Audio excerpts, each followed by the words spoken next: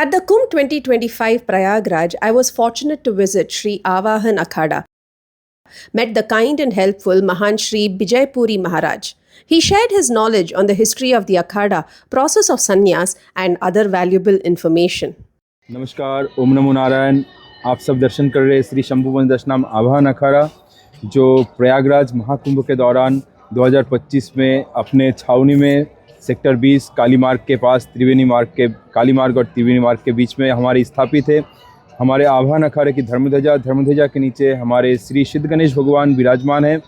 और हम पूरे भारतवर्ष एवं भारतवर्ष के बाहर भी कई सारे देशों से हमारे आवाहन अखाड़े में नागा सन्यासी यहाँ पे मौजूद थे। ये नागा सन्यासी के बिना भी यहाँ पे महापुरुष ब्रह्मचारी इत्यादि हमारे यहाँ पे सन्यासी लोग विराजमान हैं। भारतवर्ष का ये सबसे पहला अखाड़ा है। जब आदि जगत गुरु शंकराचार्य भगवान अवतरित हुए थे, मतलब सनातन धर्म पूरी तरह से लुप्त हो रहा था, ऐसे समय में भगवान शिव आदि जगत गुरु शंकराचार्य के रूप में अवतरित हुए। अवतरित होने के बाद भारत के चारों दिशा में उन्होंने 3 बार पैदल परिक्रमा किया। 3 बार पैदल परिक्रमा के दौरान उन्होंने भारत के चारों दिशाओं में 4 मठ की स्थापना की। जैसे भारत के दक्षिण में सिंगेरी मठ, भारत के उत्तर में जोशी मठ जिसको ज्योतिर्मठ कहते हैं, भारत के पूर्व दिशा में गोवर्धन मठ, भारत के पश्चिम दिशा में शारदा मठ। ये चारों मठों में 4 शंकराचार्य जी विराजमान कराए गए और उन चारों ने भारत में उस समय उपस्थित जितने भी सन्यासी थे सभी को 10 नाम में एकत्रित किया। ये 10 नाम भगवान शिव के अंग से उत्पन्न हुए थे। भगवान शिव के इस स्थान से पूरी नामा सन्यासी की उत्पत्ति हुई। भगवान शिव के इस जगह से भारती नामा सन्यासी की उत्पत्ति हुई। भगवान शिव के यहाँ से जिह्वा से सरस्वती नामा सन्यासी की उत्पत्ति हुई। भगवान शिव के यहाँ से गिरी नामा सन्यासी की उत्पत्ति हुई। भगवान शिव के इस स्थान से पर्वत नामा सन्यासी की उत्पत्ति हुई। भगवान शिव के इस जगह से सागर नामा सन्यासी की उत्पत्ति हुई। भगवान शिव के इस जगह से वन नामा सन्यासी की उत्पत्ति हुई। भगवान शिव के इस जगह से अरण्य नामा सन्यासी की उत्पत्ति हुई। भगवान शिव के दाहिने चरण से तीर्थ, बाया चरण से आश्रम, इस तरह 10 नाम की उत्पत्ति हुई। पूरी भारती सरस्वती, गिरी, पर्वत, सागर, वन, अरण्य, तीर्थ, आश्रम, पूरे विश्व में आपको जितने भी सन्यासी मिलेंगे सभी सन्यासी के नाम के बाद ये सरनेम मिलेंगे। ये 10 में से कोई ना कोई एक, जैसे कि मैं आपके सामने महंत विजयपुरी जी हूँ, इसी तरह। तो ये 10 नाम सन्यास की रचना करने के बाद कई हजार की नागा सन्यासियों की फौज निर्माण हो गई। इसके बाद आदि जगत गुरु शंकराचार्य भगवान ने सबसे पहले आवाहन अखाड़े का स्थापना किया। श्री सिद्ध गणेश भगवान को आवाहन करके इस अखाड़े में इष्ट देवता के रूप में विराजमान किया गया और उसके बाद ये आवाहन अखाड़ा इस अखाड़े का नाम दिया गया, क्योंकि उन्होंने उस समय श्री सिद्ध गणेश भगवान को आवाहन किए थे। जैसे भारतीय वैदिक पूजा पद्धति में सबसे पहले भगवान गणेश की पूजा की जाती है, इसीलिए श्री सिद्ध गणेश भगवान के स्वरूप को उन्होंने आवाहन किया था, क्योंकि सभी कार्यों में, सभी दिशाओं में सिद्धि की प्राप्ति हो। और कालांतराल में कई सारे युद्ध लड़े हमारे ये नागा सन्यासी अखाड़ा। इस अखाड़े के कई बार विलुप्त हुआ कई घटनाओं के कारण। फिर इस अखाड़े से अन्य अखाड़े की उत्पत्ति हुई, जैसे कि अटल अखाड़ा, आनंद अखाड़ा। फिर इस तीनों अखाड़े से और टोटल 7 अखाड़ा सन्यासियों के बने। इनमें से 6 नागा सन्यासियों के और 1 ब्रह्मचारी के, जैसे आवाहन श्री पंचदशनाम आवाहन अखाड़ा, श्री पंचदशनाम अटल अखाड़ा, श्री पंचदशनाम आनंद अखाड़ा, श्री पंचदशनाम महानिर्वाणी अखाड़ा, श्री पंचदशनाम निरंजनी अखाड़ा, श्री पंचदशनाम जूना अखाड़ा, श्री पंचदशनाम अग्नि अखाड़ा। इस तरह सन्यासियों के 7 अखाड़ा हुए। कालांतराल में और भी ब्रह्मचारी और उदासियों को मिला के टोटल 13 अखाड़े हुए। इसके बाद आज के समय में जो भी अगर कहना चाहे जो वो अखाड़ा है, तो वो अखाड़ा नहीं, अन्य कुछ भी, जैसे कई सारे अपने आप को अखाड़ा लिखने लगे। इसी तरह अखाड़ा हमेशा सनातन धर्म की रक्षा हेतु कार्यरत रहते हैं, धर्म प्रचार के लिए कार्यरत रहते हैं। आज भी हमारे अखाड़े में महान से महान हठ योगी है और कई हजारों सालों से इस अखाड़े से महान महान विभूति, तपस्वी, योगी, संत निकले हैं, जो भारत को और भी मजबूत करने के लिए, भारत को और विकसित करने के लिए, भारत को और ज्ञानवान करने के लिए, सिर्फ भारत ही नहीं पूरे विश्व में हमारे कई सारे देशों में हमारे अखाड़े की मठ मंदिर है, जिस मठ मंदिर के ओर से उस क्षेत्र में धर्म प्रचार की जाती है, उस क्षेत्र में सनातन की विकास के ऊपर काम की जाती है एवं समस्त जीव जातियों को कल्याणकारी कार्य की जाती है। इसके साथ साथ धर्म रक्षा करते हैं। हमारे नागा सन्यासियों के पास कई हजार के नागा फौज हुआ करता था। जैसे कि आज आप भारतवर्ष में देखते हैं डिफेंस व्यवस्था, जैसे BSF, पुलिस, जो भी व्यवस्था देखते हैं, जब प्राचीन भारत था, जब आज की ये प्रशासनिक व्यवस्था नहीं था, जब राजा राजवाड़ाओं के द्वारा भारत परिशासित होती थी, तो ये डिफेंस व्यवस्था आपको कहाँ से देखने को मिला, कहाँ से सीखने को मिला? तो प्राचीन भारत में आवाहन अखाड़ा डिफेंस व्यवस्थाओं को देखते थे। इनके पास कई हजार नागा सन्यासियों के फौज हुआ करता था, इनके पास युद्ध कौशल होता था। जैसे आप जानते हैं, प्राचीन समय में हर राजाओं के राजगुरु हुआ करता था। राजगुरु के पास एक गुरुकुल होता था, जिस गुरुकुल में उस राजा के जितने भी परिवार के राज बालक होते थे, उस राज्य के जितने भी बालक बालिकाएं होती थी, वहाँ पे अध्ययन करने जाते थे।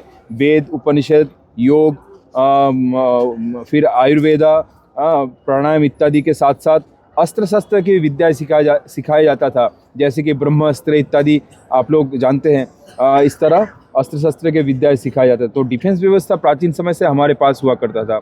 इसी व्यवस्थाओं को देखते हुए आज की ये प्रशासनिक व्यवस्था बनी। जैसे कि आप देखते हैं, आज भारत या पूरे विश्व में चुनाव लड़ी जाती है, इलेक्शन लड़ी जाती है। ये इलेक्शन व्यवस्था आपको कहाँ से मिला? प्राचीन समय में ये अखाड़े में, आवाहन अखाड़े में जैसे 4 गद्दी होते हैं, 4 श्रीमंत रमता पंच की गद्दी होती है, जिस रमता पंच में एक कैबिनेट होता है, जैसे श्री महंत, अष्टकोशल महंत, कारोबारी, कोठारी, भंडारी, पुजारी, कोतवाल, इस तरह करके एक रमता पंच की कैबिनेट होती है, जो हर कुंभ के दौरान उसे इलेक्शन होता है, चुनाव होता है। चुनाव के बाद गद्दी में नया करके संत नियुक्त की जाती है रमता पंच में। जैसे इस साल भी इस कुंभ में चुनाव हुआ, चुनाव होके चारों गद्दी, जैसे 16 मरी, 13 मरी, 14 मरी और 4 मरी, ये मरी के माध्यम से पूरे कुंभ में पूरे विश्व से आए हुए जितने भी नागा सन्यासी एवं संत आए हुए, उन सब की रहने की व्यवस्था, उन सब की प्लॉट, उन लोगों की शौच की व्यवस्था, उन लोगों की खान पीन की व्यवस्था, उन लोगों की इलेक्ट्रिक जो भी सुविधाएं ज़रूरत पड़ता है, फिर जितना भी यहाँ पे पूजा पाठ पद्धति या नया करके नागा सन्यासी बनाए जाते, ये सब की जो व्यवस्थाएं होती है, सब अखाड़ा व्यवस्था देती है। ये छोड़ के पूरे भारतवर्ष में जितने भी अखाड़े के मठ मंदिर है, जितने भी संत है, उन संतों की गुरु महाराज के नाम पे एक गुरु भेंट चढ़ाई जाती है, जो यहाँ पे हमारे अखाड़े की छावनी होती है। छावनी में हमारे इष्ट देवता का चरण पादुका स्थल होता है। चरण पादुका स्थल पे भगवान इष्ट देवता श्री सिद्ध गणेश जी विराजमान होते हैं। उनके दोनों साइड में चांदी की छड़ी रखी जाती है, दोनों साइड में 2 कमंडल रहते हैं, जिसमें ब्रह्मांजलि होती है। उस ब्रह्मांजलि हाथ में लेके संकल्प लेते हैं, जैसे कोई महामंडलेश्वर बनते हैं, कोई आचार्य बनते हैं। ये आचार्य महामंडलेश्वर अखाड़े के अंदर ही बनाई जाती है, जहाँ पे भगवान की छावनी में चरण पादुका स्थल होती है, उस स्थल पे। फिर यहाँ पे भभूत की गोला होती है, जिसके ऊपर में हाथ रख के वे शपथ ग्रहण करते हैं, जो अखाड़े के साथ जब नया करके महामंडलेश्वर इत्यादि बनाई जाती है। इस अखाड़े में आज भी नागा सन्यासियों की दीक्षा दी जाती है। इस साल भी कई हजारों के संख्या में नागा सन्यासियों को दीक्षा दिया गया। धर्म ध्वजा के नीचे नागा सन्यासियों को दीक्षा दी जाती है। जैसे कि दीक्षा की प्रणाली, जैसे किसी को अगर संन्यास लेना हो तो उसको पहले कोई भी दीक्षित सन्यासी जिन्होंने पहले संस्कार करा लिया, ऐसे सन्यासी के पास आना पड़ता है, आके उससे दीक्षा लेना पड़ता है। एक प्रथम उस गुरु महाराज उस शिष्य को एक रुद्राक्ष में जनेऊ डाल के एक कंठी एक मंत्र के माध्यम से उसे पहनाते, उस नया शिष्य को उसको सफ़ेद वस्त्र, लाल वस्त्र या काला वस्त्र, कोई भी एक वस्त्र उसको देते। काला वस्त्र 1860 से अखाड़ा ने उसको बहिष्कार कर दिया, सिर्फ गेरुआ वस्त्र ही हम लोग धारण करते हैं, और ब्रह्मचारियों को सफ़ेद वस्त्र। तो ब्रह्मचर्य अवस्था को हम जो भी 16 मरी के संत होते हैं, 4 मरी के जैसे होते हैं, इनमें से जो पूरी भारती सरस्वती है, इन परिवार के अंतर्गत जो ब्रह्मचारी बनते हैं उसे चैतन्य कहा जाता है। इस तरह चारों मरियों में अलग अलग ब्रह्मचारियों का अलग अलग नाम होता है। फिर इस स्थिति से जाने के बाद फिर उसे पंच संस्कार कराई जाती है। पंच संस्कार में जैसे 5 गुरु होते हैं, 5 गुरु में से एक भगवा गुरु होते हैं जो भगवा वस्त्र दान करते हैं, एक भस्म गुरु होते हैं जो भस्मी दान करते हैं, एक कंठी गुरु होते हैं जो कंठी दान करते हैं, कंठी मतलब रुद्राक्ष और जनेऊ की एक कंठी बनती है। फिर एक गुरु होता है जो उसे लंगोट दान करती है, और एक गुरु होता है जो उसका चोटी लेते हैं, जो मेन गुरु मानी जाती है। इसी स्थिति को पूर्ण करने के बाद उसे महापुरुष कहा जाता है। फिर जब उसकी साधना पद्धति जो उसे सिखाई जाती है, वो जब उसके बढ़िया से अगर वो अपनी क्रियाकलाप को संपूर्ण कर लेते हैं, तो उसे फिर नया, जब भी कुंभ मेला आती है उस दौरान उसे लाया जाता है। कुंभ में उसे फिर 16 संस्कार कराया जाता है। 16 संस्कार में होने के बाद उसे नागा सन्यासियों की दीक्षा दी जाती है। जैसे 16 संस्कार में जैसे पहले उसे मुंडन कराया जाता है, फिर उसे दंड कमंडल और सूत्र दी जाती है, फिर उसको पिंडदान कराई जाती है, 108 डुबकी लगाई जाती है गंगा में। फिर उसके बाद रात्रि में फिर उसको दोबारा घाट में लेके, यहाँ पे विजया हवन होती है, विरजा हवन होने के बाद उसे घाट में लेके जाके दंड कमंडल त्याग कराई जाती है। दंड कमंडल त्याग करने के बाद उसे उसके गुरु फिर पुनः उसकी चोटी जो शिखा होती है इसको ले लेते हैं। उस स्थिति को पूर्ण करने के बाद उसे अवधूत कहा जाता है।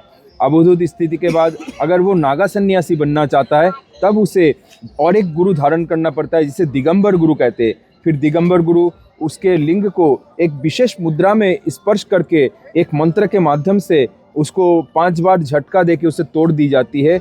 ये गुप्त प्रक्रिया जो आज तक हम लोग कैमरे के सामने नहीं लाया, ये हमारी प्राचीन परंपरा है जो अति गुप्त है। फिर इस स्थिति को पूर्ण करने के बाद वो पूर्ण नागा सन्यासी बन जाते हैं। फिर नागा सन्यासी बनने के बाद धर्मध्वजा के नीचे उसके जो गुरु है उससे पूछते हैं जो क्या आप गुरु के सेवा में रहेंगे या विश्व में यात्रा करने के लिए, धर्म प्रचार के लिए निकलेंगे। उसकी अगर इच्छा हुई गुरु की सेवा में तो वो गुरु के पास रह जाते हैं, आश्रम मठ मंदिर की व्यवस्था संभालते। अगर वे बोलते जो हम पूरे यात्रा में निकल जाएंगे, फिर वो अपने यात्रा में पूरे भारत पूरे विश्व का भ्रमण में निकल जाते हैं। फिर हिमालय के कंदरा हो या जंगल मठ मंदिर क्या नर्मदा परिक्रमा हो, ऐसे यात्रा में वे निकल जाते हैं। इसी तरह नागा सन्यासियों की जीवनी और भी कई सारे 16 मरी में जैसे 16 सिद्ध संत हुए।